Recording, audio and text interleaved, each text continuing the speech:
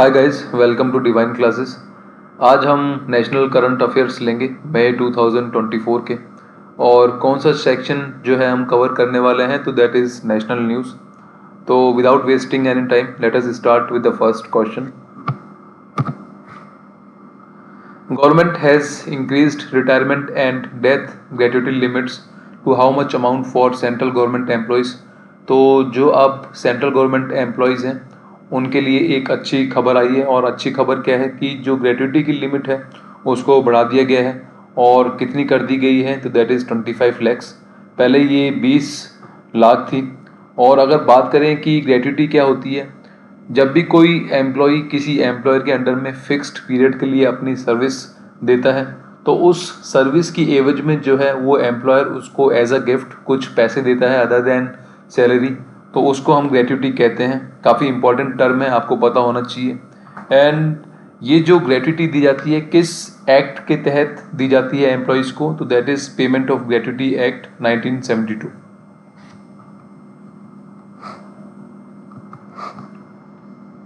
Uttarakhand suspended license of products of which Ayurveda company recently. तो जो Uttarakhand government है उसने जो पतंजलि कंपनी है उसके कुछ जो प्रोडक्ट्स हैं वो कुछ दिन के लिए सस्पेंड कर दिए हैं। और ये क्यों हुआ है? बिकॉज जो ये कंपनी है उसने दो फॉल्स नैरेटिव्स सेट किए हैं पब्लिक में। एक तो ये कि जो उसके प्रोडक्ट्स हैं वो कोविड-19 को कम्प्लीटली ट्रीट कर सकते हैं, दैट इज़ नॉट ट्रू। दूसरा जो फॉल्स नैरेटिव उसने सेट किया है वो ये है कि जो मॉडर्न साइंस है वो अच्छी नहीं है compare to Ayurveda. Because of this जो इंडियन मेडिकल एसोसिएशन के मेंबर्स थे उन्होंने एक याचिका दायर की थी हाई कोर्ट में उत्तराखंड के, जिसकी वजह से जो है उत्तराखंड के गवर्नमेंट ने कुछ जो प्रोडक्ट्स हैं पतंजलि के उनको अभी हाल फिलहाल सस्पेंड कर रखा है। तो आपको ये जो कंपनी है इसका नाम पता होना चाहिए बिकॉज इसके जो कुछ प्रोडक्ट्स हैं हाल फिलहाल जो उत्तराखंड गवर्नमेंट ने जो है वो सस्पेंड कर रखे हैं। 46th Antarctic treaty consultative meeting will be held in which city of India. तो ये जो कंसल्टेटिव मीटिंग है ये कहाँ पर होगी तो दैट इज़ इन कोची जो कि केरला में है। इसमें दो पार्टनर्स थे इस मीटिंग के लिए। एक तो मिनिस्ट्री ऑफ अर्थ साइंसेस थी जो कि गवर्नमेंट ऑफ इंडिया के अधीन आती है। दूसरा पार्टनर कौन था इसमें तो that is the national centre for polar and ocean research, जिसको हम NCPOR भी कहते हैं। एंटार्क्टिक ट्रीटी क्या है? ये एक ट्रीटी है जिसको 1959 में साइन किया गया था। और इसको इम्प्लीमेंटेशन में कब लाया गया था तो that is in the year 1961। और बात करें कि ये ट्रीटी क्यों बनाई गई थी, तो जो एंटार्क्टिका का इकोसिस्टम है उसको प्रिजर्व करने के लिए जो है इस ट्रीटी को बनाया गया था। काफ़ी इम्पोर्टेंट ट्रीटी है to protect the environment of Antarctica. और अगर बात करें कि इंडिया के कितने जो है रिसर्च स्टेशंस हैं एंटार्क्टिका में, ये भी काफ़ी इम्पोर्टेंट फैक्ट है क्योंकि कई बार एग्जाम्स में ये पूछा गया है कि जो इंडिया है उसके कितने रिसर्च स्टेशंस हैं एंटार्क्टिका में और किस नाम से जो है वो रिसर्च स्टेशंस हैं। तो वो रिसर्च स्टेशंस हैं, एक तो मैत्री है जिसको 1989 में इस्टेब्लिश किया गया था। दूसरा है भारती जिसको 2012 में जो है इस्टेब्लिश किया गया था।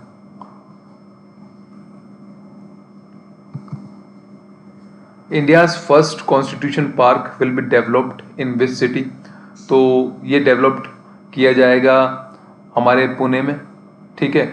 और इसमें दो पार्टीज आगे आई हैं जो कि इस कॉन्स्टिट्यूशन पार्क को बनाएंगी। एक तो इंडियन आर्मी है, दूसरा जो है वो है पुनीत बलान ग्रुप, ठीक है। और कॉन्स्टिट्यूशन पार्क क्या होता है? इस पार्क में जो वॉल्स होती हैं वहाँ पर जो इम्पोर्टेंट आर्टिकल्स हैं कॉन्स्टिट्यूशन के या फिर जो इम्पोर्टेंट फैक्ट्स हैं जैसे कि fundamental rights and fundamental duties जो हैं वो दर्शाई जाती हैं। काफ़ी इम्पोर्टेंट क्वेश्चन है बिकॉज ये फर्स्ट कॉन्स्टिट्यूशन पार्क है इंडिया का जो कि डेवलप किया जाएगा पुणे में।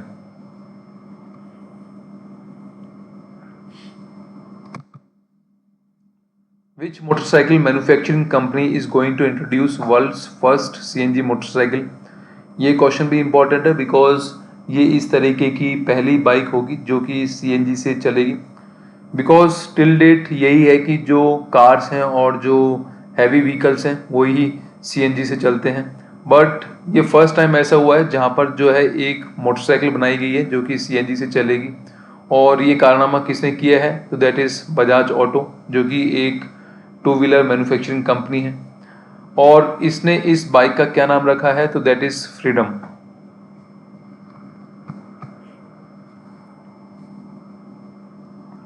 Which state has launched a School on Wheels initiative for students in relief camps? तो ये जो इनिशिएटिव है किस स्टेट ने लिया है? तो दैट इज़ मणिपुर। आपको पता होगा कि अभी कुछ दिन पहले दो ग्रुप्स थे मणिपुर में जिनके बीच में झड़प हुई थी। एक तो कुकी ग्रुप था और दूसरा मेतेई ग्रुप था, ठीक है। और इनके बीच में झड़प की वजह से क्या हो गया कि जो कुछ लोग थे वहाँ पर वो होमलेस हो गए, एंड उनके बच्चों को किस तरीके से पढ़ाया जाए उसके लिए ये इनिशिएटिव लिया गया है, जिसमें जो है बसेस को तब्दील किया गया है स्कूल्स में, और वो buses different different relief camps में जाएंगी एंड वहाँ पर जो बच्चे होंगे उनको जो है पढ़ाया जाएगा इन बसेस के अंदर। और किस समिति के द्वारा इस इनिशिएटिव को किया जा रहा है? तो दैट इज़ विद्या भारती शिक्षा विकास समिति।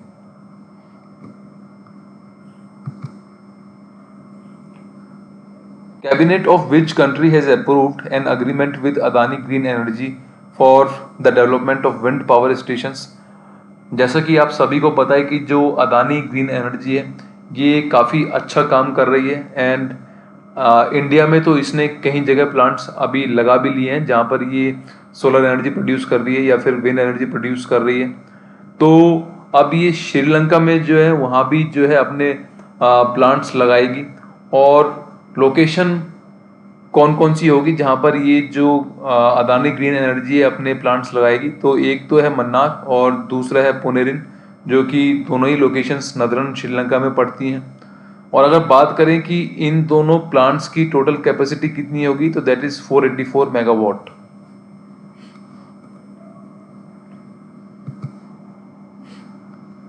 Which country becomes the new chairman of Colombo process? आप इसको चाहे कोलंबो प्रोसेस कह लो या फिर कोलंबो ग्रुप कह लो, बिकॉज ये एक ग्रुप है जिसमें डिफरेंट डिफरेंट कंट्रीज हैं।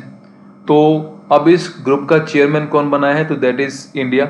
और ये कोलंबो प्रोसेस है क्या? ये एक 12 कंट्रीज का ग्रुप है। और ये जो ग्रुप है करता क्या है?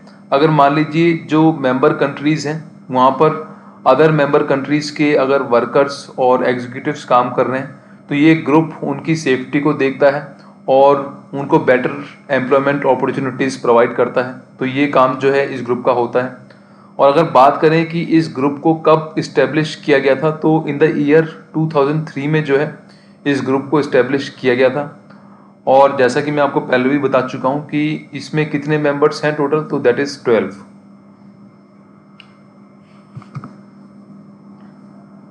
To combat the rising threat of fraudulent SMS, the Department of Telecommunication and the Union Ministry of Home Affairs has launched which initiative? तो जो डिपार्टमेंट ऑफ टेलीकम्युनिकेशन है and the union ministry of home affairs है उसने एक portal तैयार किया है, और उस पोर्टल का क्या नाम है? तो दैट इज़ संचार साथी इनिशिएटिव। संचार साथी पोर्टल भी आप इसको कह सकते हैं, ठीक है। और इस पोर्टल से होगा क्या कि मान लीजिए अगर आपके पास कोई कॉल आता है जो कि सस्पिशियस कॉल है, या फिर आपके पास ऐसे एसएमएस आते हैं जो कि किसी फ्रॉड ने भेजे हैं आपके मुताबिक, तो आप इस पोर्टल पर जाकर जो है अपनी कंप्लेंट दर्ज करवा सकते हैं, और कुछ घंटों में या फिर कुछ दिनों में जो है उस पर्सन के खिलाफ कार्रवाई की जाएगी। तो काफ़ी इम्पोर्टेंट इनिशिएटिव है ताकि जो साइबर क्राइम्स हैं वो रुक सकें। तो आपको हाल फिलहाल जो है इस पोर्टल का नाम ध्यान रखना है, तो वो क्या नाम है? तो दैट इज संचार साथी।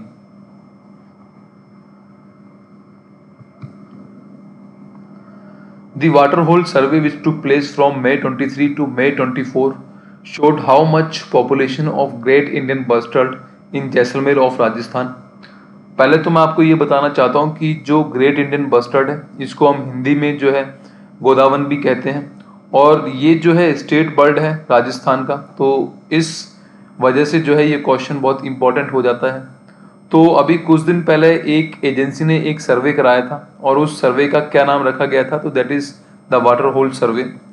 और उस सर्वे के मुताबिक जो जैसलमेर है राजस्थान में, वहाँ पर कितने ग्रेट इंडियन बस्टर्ड्स पाए गए हैं, तो दैट इज़ 64। ठीक है। और अगर बात की जाए कि जो IUCN की रेड लिस्ट है उसमें इस बर्ड का क्या स्टेटस है, तो that is critically endangered species. ये भी काफ़ी इंपॉर्टेंट फैक्ट है। और जो हमारा वाइल्ड लाइफ प्रोटेक्शन एक्ट है 1972 का, उसके तहत जो है हम इस बर्ड को प्रोटेक्शन देते हैं। अगर बात की जाए कि टोटल ग्रेट इंडियन बस्टर्ड्स कितने हैं टिल डेट, तो दैट इज़ 182।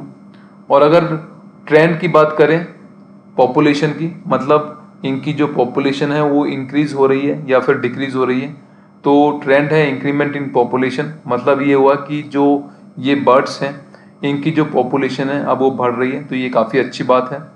तो अभी हाल फिलहाल आपको ये ध्यान रखना है कि जो ये सर्वे हुआ है उसके मुताबिक जो जैसलमेर है राजस्थान में, वहाँ पर कितने ग्रेट इंडियन बस्टर्ड्स पाए गए हैं, that is 64।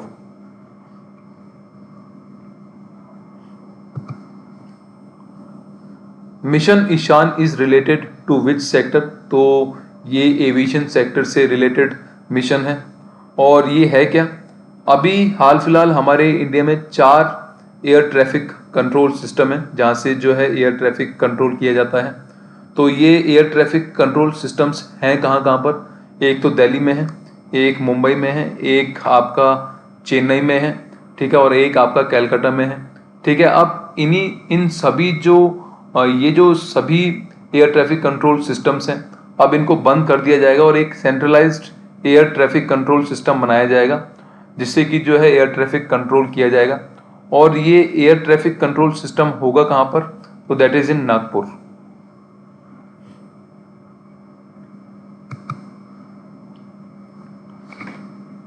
What are the names of AI anchors recently launched by channel DD किसान of दूरदर्शन? तो जो दूरदर्शन है उसका एक चैनल है दैट इज DD किसान, जहाँ पर जो है मोस्टली न्यूज़ ऐसी बताई जाती हैं जो कि फार्मर्स के लिए बेनिफिशियल होती हैं। तो काफ़ी इम्पोर्टेंट चैनल है अपने फार्मर्स के लिए। तो इस चैनल ने 2 एंकर्स लॉन्च किए हैं और उन एंकर्स का क्या क्या नाम है, that is AI Krish and AI Bhoomi. ये 50 लैंग्वेजेस में जो है कम्युनिकेट कर सकते हैं। काफ़ी इम्पॉर्टेंट क्वेश्चन है बिकॉज अभी हाल फिलहाल इंडिया में जो प्राइवेट चैनल्स हैं उन्होंने ही जो है AI एंकर्स लॉन्च किए थे, बट ये पहला ऐसा गवर्नमेंट चैनल होगा जो कि AI एंकर्स लॉन्च करेगा। तो इसलिए आपको ये ध्यान रखना है कि जो AI एंकर्स लॉन्च किए गए हैं इस चैनल के द्वारा उनका क्या क्या नाम है, तो that is AI Krish and AI भूमि।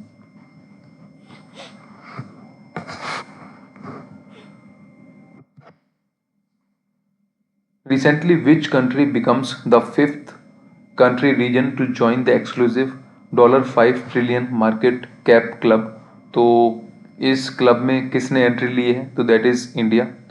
इसका मतलब ये हुआ कि जो भी इंडिया में फर्म्स एंड कंपनीज हैं उनकी जो मार्केट वैल्यू है दैट इज़ इक्वल टू और मोर देन $5 ट्रिलियन। ठीक है। और अगर बात करें कि और कौन कौन सी कंट्रीज़ हैं जो कि इस क्लब में ऑलरेडी शामिल हैं, तो that is USA, China, Japan and Hong Kong.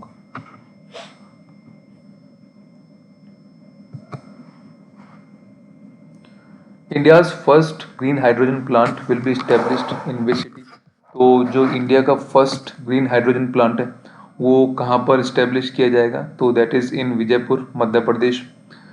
जो गेल इंडिया लिमिटेड है वो इस प्लांट को इस्टेब्लिश करेगा। गेल भी काफ़ी इम्पोर्टेंट कंपनी है, तो आपको ये भी पता होना चाहिए कि गेल के हेडक्वार्टर कहाँ पर हैं, तो ये हैं न्यू दिल्ली में। और अगर बात करें कि hydrogen plant, green hydrogen plant क्या होता है, तो ये वो प्लांट होता है जहाँ पर जो वाटर होता है उसमें इलेक्ट्रोलिसिस किया जाता है जिससे कि जो हाइड्रोजन एंड ऑक्सीजन है वो दोनों जो है सेपरेट हो जाते हैं। और जो हाइड्रोजन होता है उसको एनर्जी के तौर पर यूज़ किया जाता है। काफ़ी अच्छा ऑल्टरनेटिव है बिकॉज जब हम दूसरे रिसोर्सेज से या फिर दूसरे प्रोसेसेस से हम हाइड्रोजन बनाते हैं तो उसमें काफ़ी पॉल्यूशन होता है। तो यहाँ पर जो पॉल्यूशन है बहुत नामात्र का होता है, तो काफ़ी अच्छा ऑल्टरनेटिव होता है एनर्जी प्रोड्यूस करने के लिए। तो ये फर्स्ट जो है ग्रीन हाइड्रोजन प्लांट बनाया जाएगा इंडिया का। तो ये कहाँ पर बनाया जाएगा? तो that is in Vijaypur, Madhya Pradesh.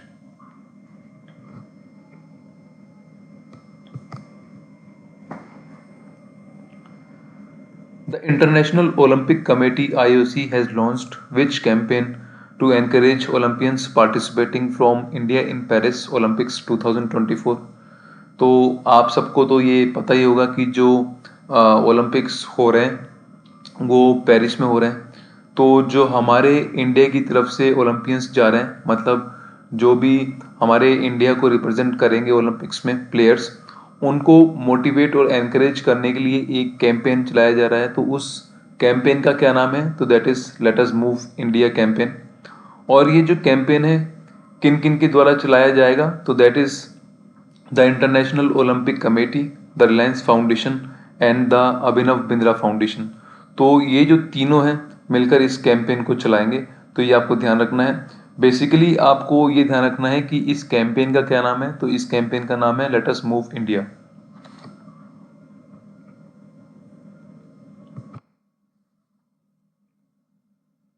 Which airport in India leads in zero waste to landfill program? तो इस प्रोग्राम में कौन सा एयरपोर्ट जो है वो लीड कर रहा है? तो that is Thiruvananthapuram international airport. मतलब यहाँ पर जो वेस्ट है या तो उसको रीयूज कर लिया जा रहा है या फिर उसको रिसाइकिल कर लिया जा रहा है। एंड जो वेस्ट है उसको, जो ज़मीन है वहाँ पर नहीं दफनाया जा रहा। तो जिसकी वजह से जो ये एयरपोर्ट है वो इस प्रोग्राम में लीड कर रहा है। तो इस एयरपोर्ट का क्या नाम है? तो that is Thiruvananthapuram international airport.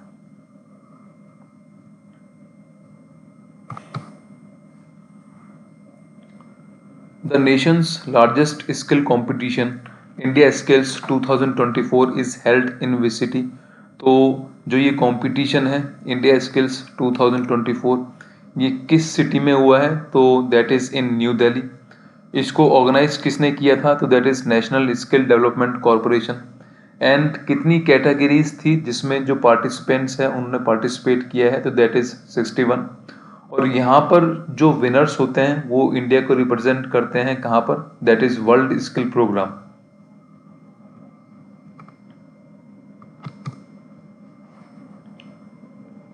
Which country is the largest trading partner of India in the physical year 23-24? मतलब कि जो इंडिया है किस कंट्री के साथ में सबसे ज़्यादा ट्रेड कर रही है, मतलब सबसे ज़्यादा एक्सपोर्ट एंड इंपोर्ट कर रही है? तो वो है चाइना, और इसने सरपास किया है यूएसए को। और अगर बात करें कि जो ट्रेडिंग का ऑर्डर है, मतलब हम किसके साथ सबसे ज़्यादा ट्रेड कर रहे हैं एंड सबसे कम किसके साथ ट्रेड कर रहे हैं, तो अगर डिक्रीजिंग ऑर्डर देखें तो सबसे ज़्यादा ट्रेड कर रहे हैं चाइना के साथ में, ठीक है, उसके बाद यूएसए के साथ में, फिर यूएई के साथ में, एंड लास्ट में है रशिया।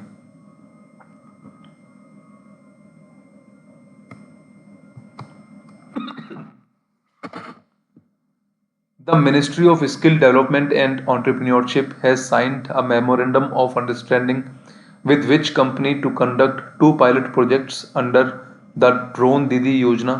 तो जो हमारी जो गवर्नमेंट ऑफ इंडिया है उसने एक मेमोरेंडम ऑफ अंडरस्टैंडिंग साइन किया है। किस कंपनी के साथ में ये MOU साइन किया गया है? तो that is Mahindra and Mahindra. अब जो ये कंपनी है, ये जो फीमेल्स हैं विलेजेस की, उनको ट्रेन करेगी। और किस चीज़ में ट्रेनिंग देगी? उनको ड्रोन उड़ाने की जो है ट्रेनिंग दी जाएगी। और वो जो ड्रोन्स होंगे वो जो फीमेल्स हैं किस चीज़ में यूज़ करेंगी? वो यूज़ करेंगी या किसी भी एग्रीकल्चरल एक्टिविटी में, ठीक है। चाहे वो एग्रीकल्चरल एक्टिविटी ये हो कि उनको किसी फार्म पर जो है फर्टिलाइज़र का छिड़काव करना है, या फिर उस फार्म पर जो है वो बीज डालने हैं। तो इस तरीके की जो ट्रेनिंग है वो दी जाएगी और इस तरीके से वो ड्रोन को यूज़ करेंगी। और अगर बात करें कि जो ड्रोन दीदी योजना है, ठीक है, ये क्या चीज़ है?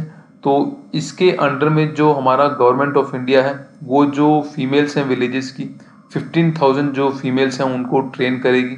ठीक है। और बात करें कि कब जो है इस प्रोग्राम को लॉन्च किया था, तो that is on March 11, 2024।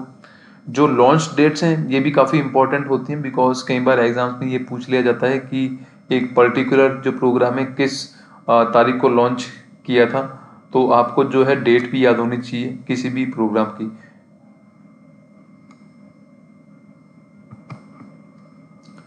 Which country emerges as the global leader in remittances in the year 2022 according to the latest report?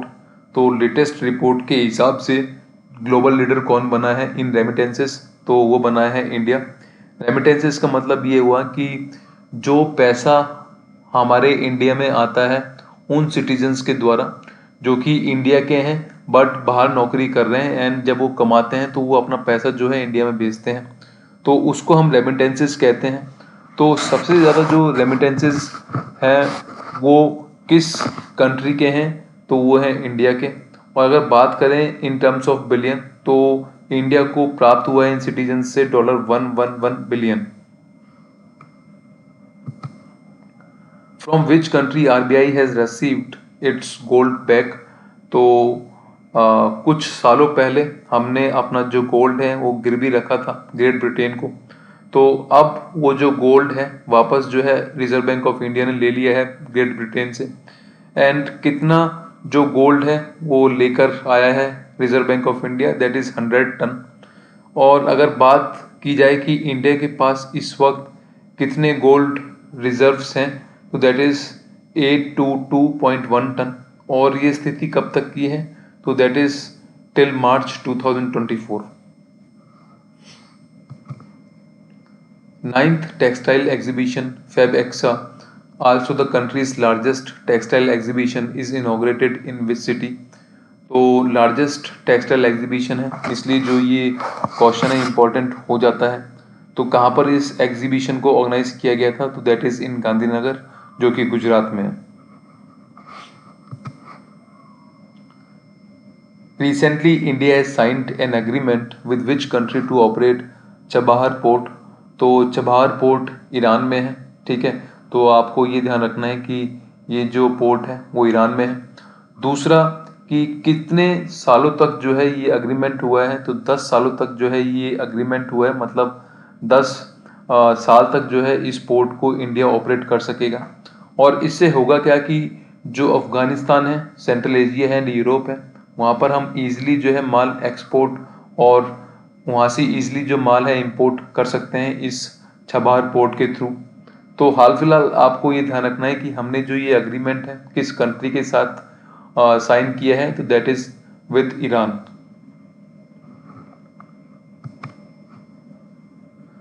Which country has been qualified for the membership of United Nations?